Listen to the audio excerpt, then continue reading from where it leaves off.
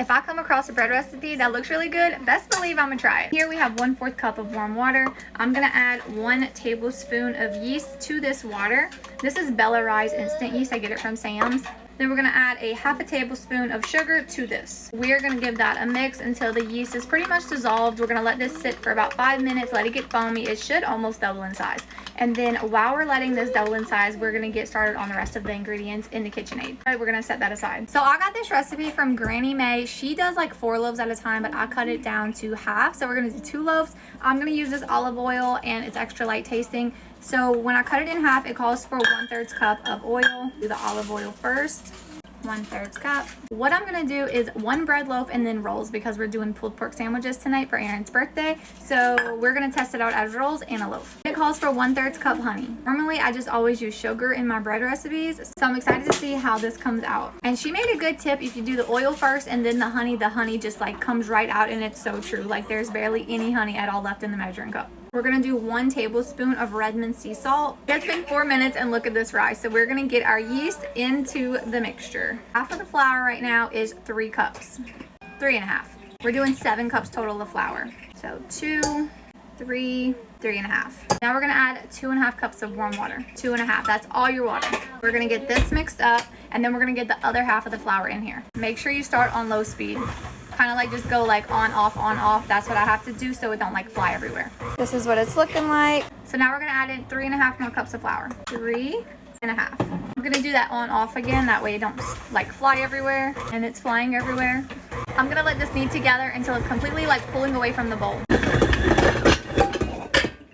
My KitchenAid's broken. Mine looks a little bit more stickier than hers was, so I'm adding a dash bit more flour. We're gonna take our dough, and I floured my countertop a little bit, and I'm gonna get it out of the bowl. I still feel like it's a little sticky, and I probably could have added a tiny bit more flour, but it's not terrible. It'll just be a really hydrated loaf of bread. Now I'm just going to make a ball, pull all the edges together. I'm glad I floured my surface because it is sticking. Cut this in half.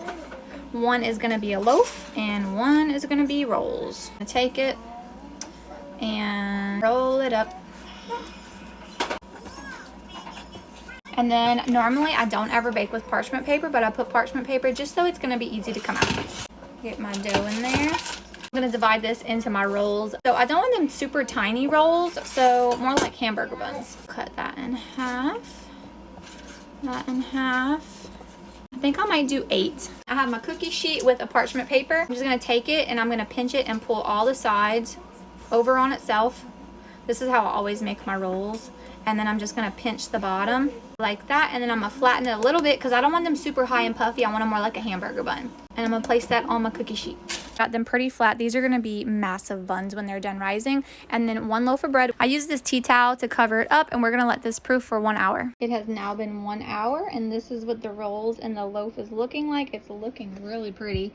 So now I'm gonna get the oven preheated. I cook these rolls at 375 degrees for 30 minutes. Give everything a little spread of butter on top. So soft and flaky. I don't know if it's because I used honey and I always use sugar and that just made a big difference, but wow, I can't get over how good this is. This is delicious. You want some? I just pulled the bread out. It's at 204. It's completely done, and oh my gosh, look at that rise. It is so beautiful. All right, so we are going to just hit the sides with a butter knife, and I should be able to just lift it up. Look at that. Yum. Look how pretty. Oh, so good, and it's so soft. These buns came out exactly how I wanted them to. They're not too tall, they're huge, and they're just so beautiful, and they're delicious. Like, I can't get over how amazing this bread is. So this recipe is gonna make 8 really large buns and 1 loaf of bread, and my daughter thought it was funny to just poke it a bunch of times with the thermometer. Super delicious. You literally have to try it. Thank you, Granny May, for sharing this recipe. It's a keeper for sure. The buns baked for 24 minutes and the loaf baked for 30 minutes.